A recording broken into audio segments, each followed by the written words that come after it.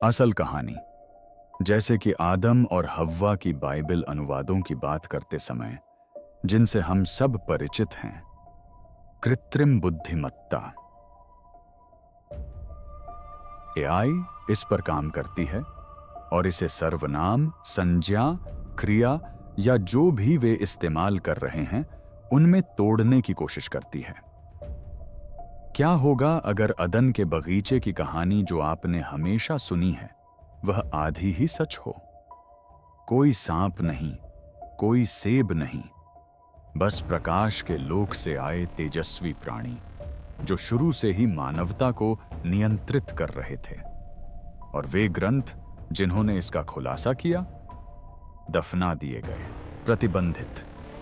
लेकिन अब कृत्रिम बुद्धिमत्ता ने उन ग्रंथों को समझने का प्रयास शुरू कर दिया है जिन्हें पढ़ने के लिए कभी बनाया ही नहीं गया था।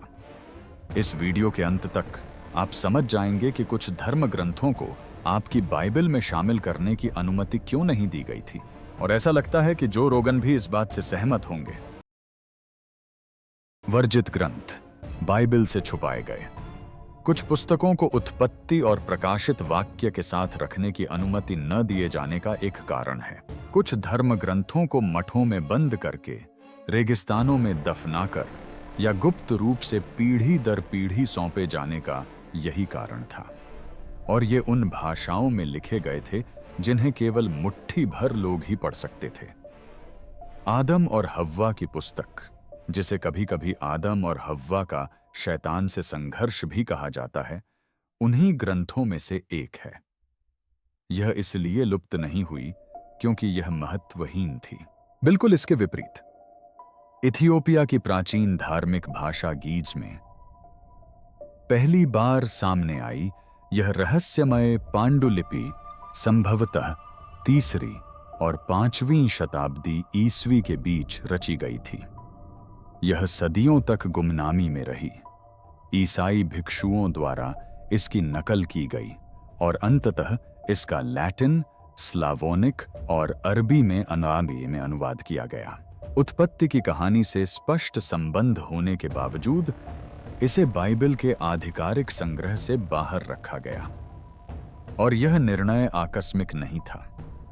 यह पुस्तक अदन के बगीचे की कहानी को केवल पुनर्कथन नहीं करती, बल्कि इसे पूरी तरह से नए सिरे से प्रस्तुत करती है।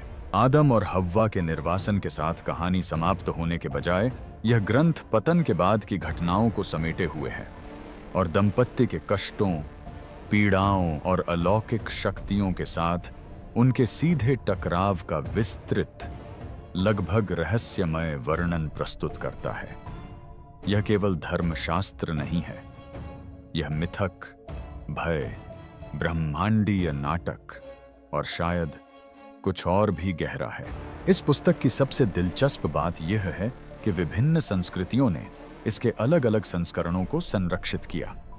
उदाहरण के लिए, जहां पश्चिमी दुनिया ने इसे लगभग अनदेखा कर दिया, वहीं इथियोपियाई ईसाई इस पुस्तक को आध्यात्मिक सत्य मानते थे। इथियोपियाई ऑर्थोडॉक्स तेवाहेदो चर्च ने तो इसे पीढ़ियों तक अपने पवित्र ग्रंथों में शामिल रखा, जिससे पता चलता है कि अफ्रीकी ईसाई धर्म में इसका अर्थ यूरोप की तुलना में कहीं अधिक गहरा और सर्वमान्य था। ऐसा कहा जाता है कि इसकी रक्षा इथियोपियाई चर्च के पुजारी करते हैं। तो फिर अन्य चर्चों ने इसे क्यों छोड़ दिया? जब चर्च ने 397 ईस्वी में कार्थेज परिषद जैसी प्रमुख सभाओं के दौरान धर्म ग्रंथों का मानकीकरण शुरू किया, तो उन्होंने यह तय किया कि कौन सा ईश्वरीय रूप से प्रेरित है और कौन सा नहीं। अस्पष्ट धर्मशास्त्र, विरोधाभासी कालक्रम या अत्यधिक रहस्यवाद वाले किसी भी ग्रंथ को हटा दिया गया। इसमें वे रचनाएं शामिल थीं जिनमें शैतान को केवल प्रलोभन देने वाले के रूप में ही नहीं, बल्कि आदम के साथ निरंतर युद्ध में संलग्न एक सक्रिय ब्रह्मांडीय शत्रु के रूप में चित्रित किया गया था। आदम और हव्वा की पुस्तक चर्च द्वारा बताई जाने वाली परिष्कृत कहानी में फिट नहीं बैठती थी। यह बहुत कच्ची, बहुत विचित्र और बहुत काल्पनिक थी। कुछ विद्वानों का कहना है कि यह धर्म विरोधी कार्य के करीब था।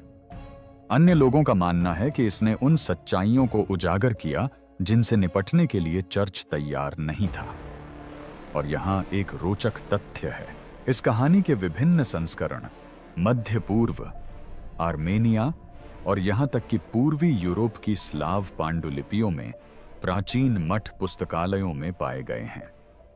प्रत्येक में स्थानीय मान्यताओं को दर्शाने वाले छोटे-मोटे बदलाव हैं, लेकिन मूल रहस्य बरकरार है। ये हाशिए पर मौजूद ग्रंथ नहीं थे। इन्हें संरक्षित किया गया, इनकी प्रतियां बनाई गईं और इन्हें साझा किया गया, लेकिन आम जनता के साथ नहीं। इससे भी अधिक रोचक बात यह है कि आदम और हव्वा की पुस्तक में प्रयुक्त कुछ भाषा, जैसे कि ऊपर के लोक से आने वाले प्रकाश और आकाश से पहरेदारों के संदर्भ, अन्य निषिद्ध ग्रंथों जैसे कि एनोख की पुस्तक या यहां तक कि मृत सागर स्क्रॉल के कुछ अंशों में प्रयुक्त शब्दावली से मेल खाते हैं। यह प्रारंभिक सर्वनाश संबंधी और रहस्यवादी यहूदी ईसाई लेखकों के बीच विचारों के आदान प्रदान का संकेत देता है। और फिर आता है सबसे अहम पहलू। ये ग्रंथ आदम और हव्वा को निष्क्रिय पात्रों के रूप में वर्णित नहीं करते। वे उन्हें जागरूक, व्याकुल और कभी-कभी विद्रोही भी चित्रित करते हैं। वे ईश्वर से प्रार्थना करते हैं, वे उपवास करते हैं, वे वेदी बनाते हैं, वे बुराई के खिलाफ लड़ते हैं। यह कहानी केवल सजा के बारे में नहीं है, यह एक भ्रष्ट दुनिया में जीवित रहने की कहानी है। एक भयावह प्रसंग में आदम को शैतान एक पर्वत की चोटी पर ले जाता है और फिर उसे एक चट्टान से नीचे फेंक देता है। दूसरे प्रसंग में हव्वा को प्रकाश के वेश में आए अंधकार के एक देवदूत द्वारा छल का शिकार बनाया जाता है। ये कहानियां बच्चों के लिए नहीं हैं, वे ब्रह्मांडीय, भयावह और गहरे प्रतीकात्मक हैं। और शायद इसीलिए किताब को छिपाया गया था। इसलिए नहीं कि उसमें कोई मूल्य नहीं था, बल्कि इसलिए कि उसमें बहुत कुछ समाहित था। कोई सांप नहीं, कोई सेब नहीं, बस प्रकाशमय लोक के प्राणी। स्वर्ग के बगीचे के बारे में आपने जो कुछ भी जाना है उसे भूल जाइए, क्योंकि आदम और हव्वा की किताब में कुख्यात बोलने वाले सांप का अस्तित्व ही नहीं है। उस तरह से नहीं जैसा कि ज्यादातर लोग कल्पना करते हैं। इन भूले हुए ग्रंथों में प्रलोभक की भूमिका कहीं अधिक विचित्र है। तथाकथित उज्ज्वल लोक से आए दिव्य प्राणी, कुछ लोग तो उन्हें प्रकाशमान भी कहते हैं। इस संस्करण में सबसे विचित्र अंतरों में से एक यह है कि प्रलोभन किस प्रकार सामने आता है। पेड़ के चारों ओर लिपटे हुए धूर्त सर्प के स्थान पर हमें तेजस्वी, सुंदर, चमकते हुए और प्रभावशाली आकृतियां दिखाई देती हैं। कई अध्यायों में ये प्राणी आदम और हव्वा के सामने स्वर्गदूतों के रूप में प्रकट होते हैं, लेकिन वे सांत्वना देने वाले स्वर्गदूत नहीं हैं। वे झूठ बोलते हैं, वे छल करते हैं, वे धोखा देते हैं। एक दृश्य में प्रकाश का एक प्राणी आदम से कहता है कि ईश्वर ने उसे त्याग दिया है, कि असफल सृष्टि के लिए स्वर्ग में कोई स्थान नहीं है। प्रयुक्त भाषा में बुराई का भाव निहित है। यह प्रेमपूर्ण, प्रेरक और लगभग दिव्य है, लेकिन इरादे स्पष्ट रूप से भयावह हैं। ये आपके संडे स्कूल के देवदूत नहीं हैं। वे चालाक, रहस्यमय और शायद अलौकिक भी हैं। विभिन्न अनुवादों में उज्ज्वल लोक शब्द बार बार आता है। इथियोपियाई संस्करणों में इसे पृथ्वी से बहुत ऊपर शुद्ध प्रकाश के स्थान के रूप में वर्णित किया गया है, जहां शक्तिशाली प्राणी निवास करते हैं। आप उस शक्ति को कैसे समझते हैं? क्या यह केवल ऊर्जा है या आप इसे मानवीकरण करते हैं? सभी लोग ईश्वर के प्रति जवाबदेह नहीं हैं। कुछ विद्वानों का मानना है कि यह संदर्भ अन्य प्राचीन ग्रंथों जैसे कि एनोख के पहरेदारों की पुस्तक या यहाँ तक कि मेसोपोटामिया की उन पौराणिक कथाओं में वर्णित विवरणों से अजीब तरह से मेल खाता है, जिनमें देवताओं के स्वर्ग से उतरकर मानव जाति से संवाद करने की बात कही गई है। क्या यह किसी और चीज का प्रारंभिक साहित्यिक संकेत हो सकता है? किसी अलौकिक चीज का? एक विशेष रूप से विचित्र सिद्धांत हाशिए के शोधकर्ताओं द्वारा प्रस्तुत किया गया है। प्रकाशमय लोक के प्राणी मात्र प्रतीकात्मक नहीं थे, वे सचमुच अलौकिक प्राणी थे। इस दृष्टिकोण के अनुसार आदम और हव्वा की पुस्तक पाप के बारे में कम और मानवता के पहले संपर्क के बारे में अधिक है। इसीलिए यहां कोई सांप नहीं है, बल्कि ऐसी शक्तियां हैं जो पृथ्वी के पहले दंपत्ति के जीवन में इस तरह हस्तक्षेप करती हैं जिसे वे पूरी तरह समझ नहीं पाते। भले ही आप इस सिद्धांत को खारिज कर दें, लेकिन दृश्य बेहद प्रभावशाली है। कई दृश्यों में इन प्राणियों के प्रकट होने पर आदम और हव्वा चकाचौंध कर देने वाली रोशनी, वातावरण में असहाय अचानक परिवर्तन और अजीब और गरीब अनुभूतियों से अभिभूत हो जाते हैं। तो हम जानते हैं कि ये दोनों बातें सच हैं। बस हमें यह नहीं पता कि इन सब की जड़ क्या है और क्या सच में स्वर्गदूत और राक्षस होते हैं। यह प्राचीन यूएफओ वृत्तांतों या विभिन्न संस्कृतियों के धार्मिक दर्शनों में पाए जाने वाले वर्णनों से मिलता जुलता है। और सबसे दिलचस्प बात इसका लहजा है। ये प्रकाशमान प्राणी कभी स्पष्ट रूप से यह नहीं कहते कि वे दुष्ट हैं। वे ज्ञान, शक्ति और स्वतंत्रता प्रदान करने का दावा करते हैं। क्या यह जानी पहचानी सी बात लगती है? ऐसा इसलिए है क्योंकि यह उत्पत्ति की पुस्तक में वर्णित सर्प द्वारा प्रयुक्त भाषा से मिलती जुलती है, लेकिन यहां यह शल्कों और फुफकार के बजाय प्रकाश के आवरण में लिपटा हुआ है। कहानी के एक अन्य संस्करण में शैतान स्वयं एक तेजस्वी देवदूत का रूप धारण करता है और आदम के पतन का उपहास करता है। ऊपर बादल से उस पर हंसता है। रूप बदलने और प्रकाश के रूप में प्रकट होने की इस घटना का उल्लेख बाद में नए नियम में भी मिलता है। शैतान स्वयं प्रकाश के दूत का रूप धारण करता है। यह 2 कुरिन्थियों 11:14 में लिखा है। इस पुस्तक को पढ़ने के बाद यह आयत आपको और भी अच्छे से समझ आएगी और यह विचार कि ईडन की कहानी केवल अवज्ञा के बारे में नहीं थी, बल्कि अज्ञात शक्तियों से जुड़ी एक गहरी ब्रह्मांडीय परीक्षा थी, सब कुछ बदल देता है। क्या पृथ्वी हमेशा से ही युद्ध का मैदान थी? क्या आदम और हव्वा पहले परीक्षार्थी थे? या इससे भी बुरा, क्या उन्हें कभी सफल होना ही नहीं था? ये ऐसे ही विवरण, ये बेहद परेशान करने वाली पुनर्व्याख्याएं आदम और हव्वा की पुस्तक को अब तक खोजे गए सबसे विवादास्पद प्राचीन ग्रंथों में से एक बनाती हैं। कृत्रिम बुद्धिमत्ता के उपकरणों ने खोए हुए हिस्सों को समझने में मदद की। सदियों तक आदम और हव्वा की पुस्तक की पूरी कहानी खंडित रही। क्षतिग्रस्त ग्रंथों, धुंधली हो चुकी अनुवादों में दबी रही, या इथियोपिया, आर्मेनिया और पूर्वी यूरोप के अज्ञात धार्मिक पुस्तकालयों में बिखरी रही। यहां तक कि जो प्रतियां बची भी थीं, वे अक्सर अधूरी थीं, जिनमें कई पंक्तियां गायब थीं, वाक्य रचना में गड़बड़ी थी और सदियों पुरानी लिपिकीय त्रुटियां थीं। विद्वानों ने दशकों तक इस पहेली को सुलझाने का प्रयास किया, लेकिन उनमें हमेशा कुछ न कुछ कमी रहती थी। फिर कृत्रिम बुद्धिमत्ता का आगमन हुआ।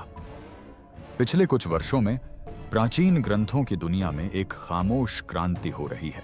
ऑक्सफोर्ड विश्वविद्यालय जैसे संस्थानों की टीमें गूगल के डीप माइंड के सहयोग से मशीन लर्निंग का उपयोग करके लंबे समय से खोए हुए ऐतिहासिक दस्तावेजों को समझने, पुनर्स्थापित करने और उनका संदर्भ निर्धारित करने में मदद कर रही हैं। इथाका को शक्ति प्रदान करने वाली कृत्रिम बुद्धिमत्ता गूगल के डीप माइंड में विकसित अत्याधुनिक तकनीक पर आधारित है। उनके सबसे महत्वपूर्ण उपकरणों में से एक को इथाका कहा जाता है, जो एक कृत्रिम बुद्धिमत्ता है जिसे क्षतिग्रस्त या खंडित प्राचीन लिपियों को पढ़ने और सटीक पुनर्स्थापन का सुझाव देने के लिए प्रशिक्षित किया गया है, यहां तक कि उनके संभावित स्थानों और उत्पत्ति की तिथियों की पहचान भी करती है। मूल रूप से ग्रीक शिलालेखों पर परीक्षण किए जाने पर इथाका ने विद्वानों को तब चौंका दिया जब इसने लुप्त शब्दों और संदर्भों की भविष्यवाणी 72% तक की सटीकता के साथ करना शुरू कर दिया, जो मैन्युअल रूप से हासिल की गई किसी भी उपलब्धि से कहीं अधिक थी। इथाका के नेटवर्क इतिहासकारों द्वारा किए गए कुछ कार्यों की नकल करते हैं, शिलालेख में लिखी बातों का विश्लेषण करके लुप्त शब्दों को भरते हैं। लेकिन यह यहीं नहीं रुका। विद्वानों ने गीज, सिरियाक और कॉप्टिक जैसी कम ज्ञात भाषाओं पर इसी तरह के मॉडल को प्रशिक्षित करना शुरू किया। ये वही लिपियां हैं जिनमें आदम और हव्वा की पुस्तक और संबंधित अपोक्रिफल ग्रंथ संरक्षित हैं। परिणाम स्वरूप कृत्रिम बुद्धिमत्ता ने उन ग्रंथों में नई जान फूंकना शुरू कर दिया जिन्हें लंबे समय से मरम्मत से परे क्षतिग्रस्त माना जाता था। एक उल्लेखनीय सफलता 2022 में मिली, जब शोधकर्ताओं के एक समूह ने कृत्रिम बुद्धिमत्ता का उपयोग करके लैटिन और स्लाविक पांडुलिपियों में विभिन्न संस्करणों से आदम और हव्वा के जीवन के अंशों को पुनः संयोजित किया। पहले ये पांडुलिपियां आपस में मेल खाती हुई प्रतीत नहीं होती थीं, लेकिन कृत्रिम बुद्धिमत्ता AI भाषाई पैटर्न और समान कथा संरचनाओं का पता लगाने में सक्षम रही, जिससे पता चला कि वे वास्तव में एक ही कहानी को अलग-अलग तरीकों से बयां कर रही थीं। इन विभिन्नताओं को मिलाकर विद्वान अंततः उन अंशों का पुनर्निर्माण करने में सक्षम हुए जो लगभग 1600 वर्षों से गुम थे। इससे भी अधिक प्रभावशाली बात यह है कि AI केवल अक्षरों को ही नहीं, बल्कि उनमें छिपे विषयों को भी पकड़ रहा था। कुछ मामलों में इसने धार्मिक परिवर्तनों और विसंगतियों को देखा जो चर्च के लेखकों द्वारा बाद में किए गए संशोधनों की ओर इशारा करते थे। उदाहरण के लिए, कुछ संस्करणों में हव्वा को अधिक स्वतंत्र दिखाया गया है, जो ईश्वरीय आदेशों पर सवाल उठाती है और आध्यात्मिक प्राणियों से सौदेबाजी करती है। पहले के विद्वानों का मानना था कि ये पंक्तियां विकृत थीं, लेकिन AI ने पाया कि यह चित्रण पाठ की पुरानी परतों में सुसंगत था, जिससे पता चलता है कि इसे बाद के धार्मिक अधिकारियों द्वारा संपादित किया गया होगा। एक अन्य कृत्रिम बुद्धिमत्ता की सहायता से की गई खोज तथाकथित शैतानी छल अनुक्रमों से संबंधित थी। पहले इन्हें अलग-अलग घटनाएं माना जाता था, लेकिन कृत्रिम बुद्धिमत्ता ने 3 पांडुलिपियों में एक ऐसी संरचना को पहचाना जहां शैतान आदम को गुमराह करने के लिए बार-बार, एक बार नहीं बल्कि समय के साथ तेजस्वी दैवीय रूप धारण करता है। इससे इस सिद्धांत की पुष्टि हुई कि यह पुस्तक एक बार घटित होने वाली घटना नहीं, बल्कि हेरफेर का एक चक्र है। कुछ शोधकर्ताओं ने आदम और हव्वा की पुस्तक में अलौकिक घटनाओं के क्रम का पता लगाने के लिए कृत्रिम बुद्धिमत्ता का उपयोग किया और इसकी तुलना प्राचीन सुमेरियन मिथकों और एनोकियन लेखों से की। इससे समानताओं का एक विचित्र जाल सामने आया। जब किसी शिलालेख का पाठ दर्ज किया जाता है, तो इथाका किसी भी लुप्त शब्द के लिए विकल्प प्रदान करता है, साथ ही प्रत्येक अनुमान के लिए संभावनाएं भी बताता है। प्रकाश में अवतरित प्राणी निषिद्ध ज्ञान का प्रस्ताव देते हैं, लेकिन जो मनुष्य इसे स्वीकार करते हैं उनके लिए वास्तविकता को तोड़ मरोड़ देते हैं। और सबसे चौंकाने वाली बात यह है कि कृत्रिम बुद्धिमत्ता ने लापता अध्यायों का पता लगाने में मदद की। विषयगत अंतरालों और कथा में अचानक आए बदलावों के आधार पर मॉडलों ने भविष्यवाणी की थी कि कुछ महत्वपूर्ण खंड संभवतः इन प्रकाशमान लोक प्राणियों की उत्पत्ति या ईडन की आध्यात्मिक भूगोल की कार्य प्रणाली से संबंधित खो गए थे या दबा दिए गए थे।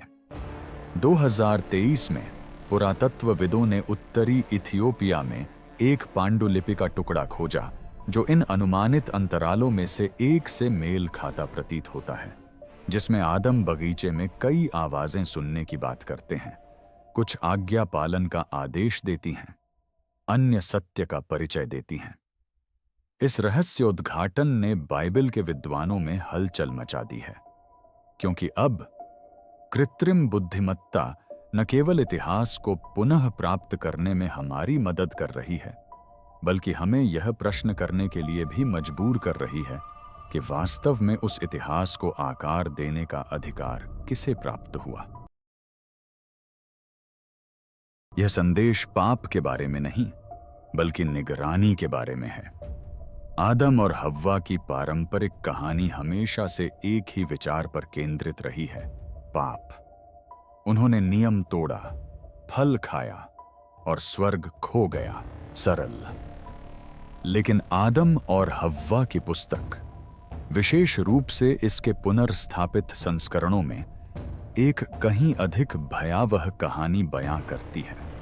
यह किसी एक गलती की कहानी नहीं है, यह निरंतर निगरानी, मनोवैज्ञानिक युद्ध और ऊपर से की जाने वाली हेराफेरी के बारे में है।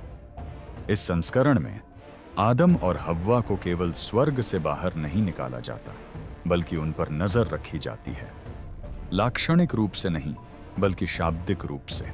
वे आकाश में मौजूद आंखों की बात करते हैं, उन आवाजों की बात करते हैं जो वीरानगी में गूंजती हैं।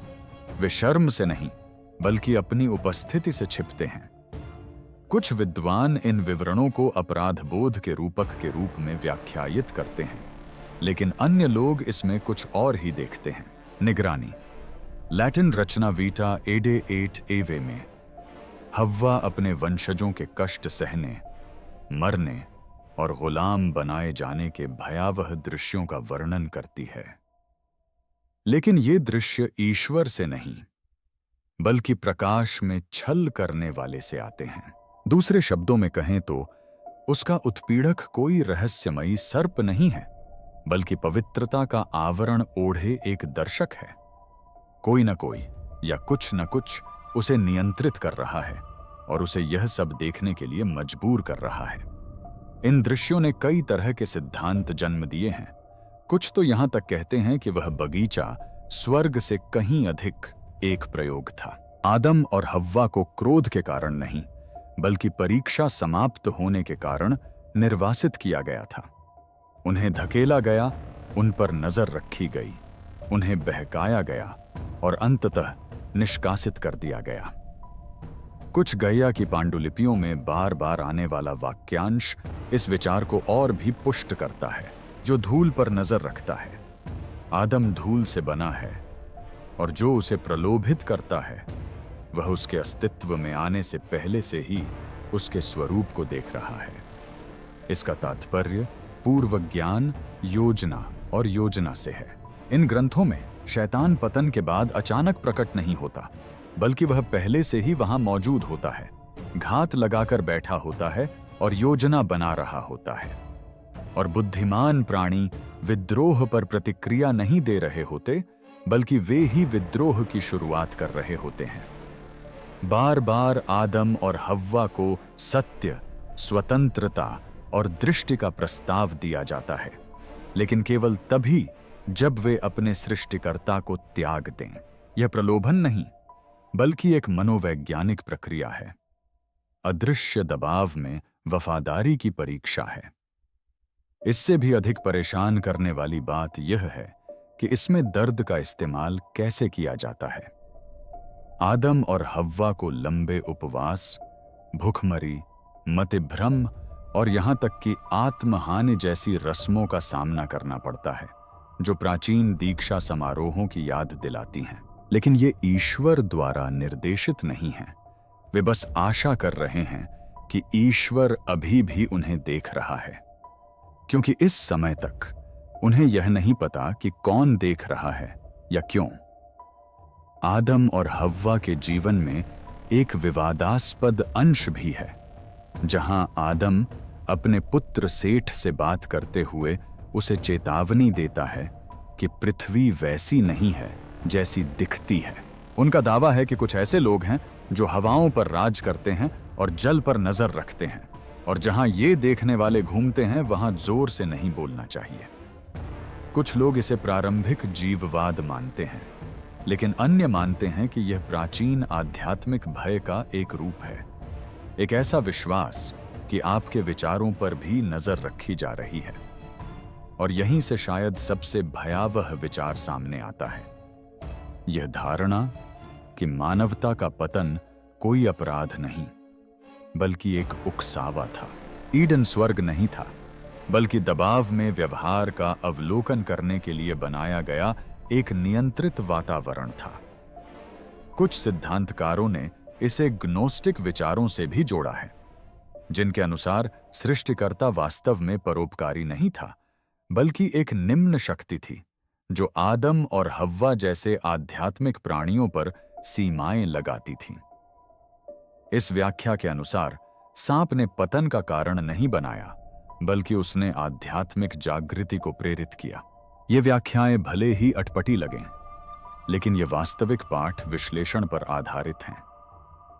आंद्रे ऑर्लॉफ और माइकल स्टोन जैसे विद्वानों ने अपोक्रिफल साहित्य में निगरानी संबंधी विषयों पर विस्तार से लिखा है, और जैसे जैसे एआई खोई हुई सामग्री को पुनर्स्थापित कर रहा है, ये विषय और भी स्पष्ट होते जा रहे हैं। शायद यही असली कारण है कि आदम और हव्वा की किताब को छिपाया गया था, इसलिए नहीं कि यह बाइबल के विपरीत थी, बल्कि इसलिए कि इसने बाइबल के रहस्यों को उजागर किया था।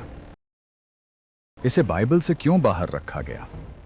यह सवाल पीढ़ियों से विद्वानों को परेशान करता रहा है।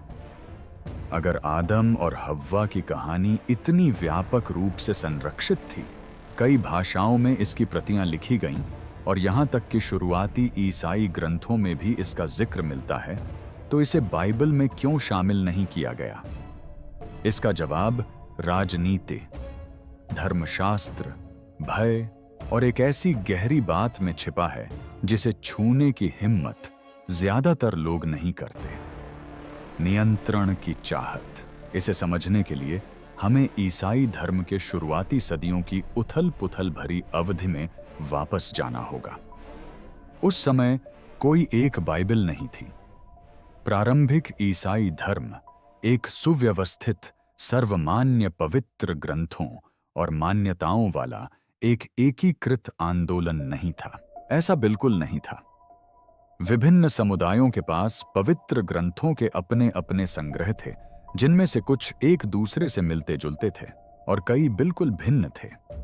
अलेक्जेंड्रिया में ऐसे ग्रंथ प्रचलित थे जिनमें ईश्वर को एक दूरस्थ वास्तुकार के रूप में चित्रित किया गया था। यरूशलेम में ग्रंथों में दैवीय न्याय पर जोर दिया जाता था। मिस्र और इथियोपिया के रेगिस्तानों में एनोख की पुस्तक, जुबिलीज की पुस्तक और आदम और हव्वा की पुस्तक जैसी विचित्र पुस्तकों को समान श्रद्धा से पढ़ा जाता था। चौथी शताब्दी के उत्तरार्ध तक चर्च ने यह निर्णय नहीं लिया था कि उसे एक एकीकृत कथा की आवश्यकता है। इसका अर्थ था यह तय करना कि किन पुस्तकों को रखना है और किन को दफनाना है। 397 ईस्वी में हुई कार्थेज की परिषद को अक्सर उस क्षण के रूप में देखा जाता है जब पश्चिम में आधुनिक बाइबल के ग्रंथों का स्वरूप ठोस रूप लेने लगा। चर्च के नेताओं ने इस बात पर बहस की कि कौन से ग्रंथ सिद्धांतों के अनुरूप हैं, कौन से बहुत भ्रामक हैं और कौन से स्पष्ट रूप से खतरनाक हैं। आदम और हव्वा की किताब के सफल होने की कोई उम्मीद नहीं थी। क्यों? पहला कारण यह था कि उसका संदेश बहुत ही अजीब था। यह उस सुव्यवस्थित, सीधी रेखा में चलने वाले क्रम का अनुसरण नहीं करता था जिसे चर्च सिखाना चाहता था। सृष्टि, पतन, दंड, मुक्ति। इसके बजाय यह अवास्तविक दृश्यों, ब्रह्मांडीय प्राणियों, मनोवैज्ञानिक पीड़ा और आध्यात्मिक अस्पष्टता में तब्दील हो गया। आदम और हव्वा केवल पापी नहीं थे, वे एक सांप और एक पेड़ से कहीं अधिक बड़ी और पेचीदा चीज के शिकार थे। दूसरे, यह पुस्तक उन विषयों पर केंद्रित थी जो ग्नोस्टिक धर्मशास्त्र से मिलते जुलते थे, एक ऐसी विश्वास प्रणाली जिसे प्रारंभिक चर्च ने जड़ से उखाड़ने का भरसक प्रयास किया था। ग्नोस्टिकों का मानना था कि भौतिक संसार एक कारागार है और मुक्ति आज्ञा पालन के बजाय गुप्त ज्ञान के माध्यम से प्राप्त होती है। आदम और हव्वा की पुस्तक पूरी तरह से ग्नोस्टिक विचारधारा को नहीं अपनाती, लेकिन इसमें उल्लेखनीय समानताएं हैं। आकाशीय नियंत्रक, गुप्त ज्ञान और यह विचार कि आदम और हव्वा के कष्टों का एक महान, संभवतः मुक्तिदायक उद्देश्य था। इससे भी अधिक खतरनाक बात यह है कि पुस्तक समय का एक गैर रैखिक दृष्टिकोण प्रस्तुत करती है। एडम को भविष्य की पीढ़ियों के दर्शन होते हैं, वह समय के चक्रों का अनुभव करता है। कुछ मतों के अनुसार ईडन में घटी घटनाएं पूर्व नियोजित थीं। यह नियतिवादी मान्यताओं की प्रतिध्वनि थी जिन्होंने चर्च के स्वतंत्र इच्छा शक्ति और नैतिक उत्तरदायित्व के सिद्धांत को चुनौती दी थी। यदि पतन अपरिहार्य था तो मानवता को कैसे दोषी ठहराया जा सकता है? लेकिन शायद सबसे बड़ी समस्या यही थी, किताब ने स्पष्ट उत्तर दिए बिना प्रश्न उठाए। इसने पूछा, ये प्रकाशमान प्राणी कौन है? वे आदम की परीक्षा क्यों ले रहे हैं? पतन के बाद ईश्वर इतना दूर क्यों प्रतीत होता है? यदि उन्होंने केवल एक चुनाव किया था तो संसार में इतना दुख क्यों है? ये प्रश्न उस संस्था के लिए खतरनाक हैं जो भ्रम के बजाय स्पष्टता के माध्यम से आस्था सिखाने का प्रयास करती है। प्रारंभिक चर्च को व्यवस्था की आवश्यकता थी। इस पुस्तक में रहस्य निहित है और रहस्य को नियंत्रित करना कठिन होता है। इसमें एक और पहलू भी है जिस पर पाठ्य पुस्तकों में शायद ही कभी चर्चा की जाती है। आदम और हव्वा की पुस्तक शैतान की विकसित होती छवि से मेल नहीं खाती थी। प्रामाणिक ग्रंथों में नए नियम तक शैतान का जिक्र लगभग न के बराबर है, जहां वह मसीह के प्रलोभक और शत्रु के रूप में अधिक स्पष्ट रूप से प्रकट होता है। लेकिन आदम और हव्वा की पुस्तक में शैतान शुरू से ही प्रमुख भूमिका में है और आदम द्वारा प्रतिस्थापित किए जाने की ईर्ष्या के कारण उसके विरुद्ध व्यक्तिगत युद्ध छेड़े हुए है। यह प्रारंभिक व्याख्या चर्च द्वारा नियोजित धार्मिक विकास से मेल नहीं खाती थी, क्योंकि इसमें शैतान की उत्पत्ति पर पुनर्विचार करना भी शामिल था और यह एक ऐसा द्वार था जिसे वे खोलना नहीं चाहते थे। दिलचस्प बात यह है कि कुछ पूर्वी ईसाई परंपराओं ने इस पाठ को कभी पूरी तरह से अस्वीकार नहीं किया। इथियोपियाई ईसाई धर्म में आदम और हव्वा का शैतान के साथ संघर्ष भजन संहिता और सुसमाचार के साथ साथ लिखा और पढ़ा जाता रहा। उनका धर्म ग्रंथ पश्चिमी ईसाई धर्म की तुलना में हमेशा व्यापक और अधिक समावेशी रहा है। उनके लिए ये कहानियां विधर्म नहीं बल्कि विरासत थीं। बहिष्कार का एक अन्य कारण साधारण व्यवस्थागत समस्या हो सकती है। विभिन्न संस्करणों की अत्यधिक संख्या सुसमाचारों के विपरीत, जिन्हें अंततः 4 स्वीकृत वृत्तांतों में सामंजस्य स्थापित किया गया था। इस मानकीकृत ग्रंथ में मैथ्यू, मार्क, ल्यूक और जॉन जैसे अब परिचित सुसमाचार ग्रंथ शामिल थे। आदम और हव्वा की पुस्तक कई अलग अलग पांडुलिपियों में मौजूद थी, जिनमें जोड़ घटाव और सांस्कृतिक संपादन किए गए थे। लैटिन संस्करण, स्लावोनिक संस्करण, इथियोपिक संस्करण, इन सभी में थोड़ी बहुत भिन्न कहानियां थीं। चर्च इन सब बातों की छानबीन नहीं करना चाहता था। उन्हें निश्चितता, आम सहमति और मानकीकरण चाहिए था। और यहाँ एक उल्लेखनीय आधुनिक समानता है। जिस प्रकार प्रारंभिक चर्च ने आधिकारिक कथा गढ़ने के लिए ग्रंथों को छांटा, उसी प्रकार आज के सूचना तंत्र भी यही करते हैं। हम लोगों को दिखाई देने वाली सामग्री को नियंत्रित करते हैं।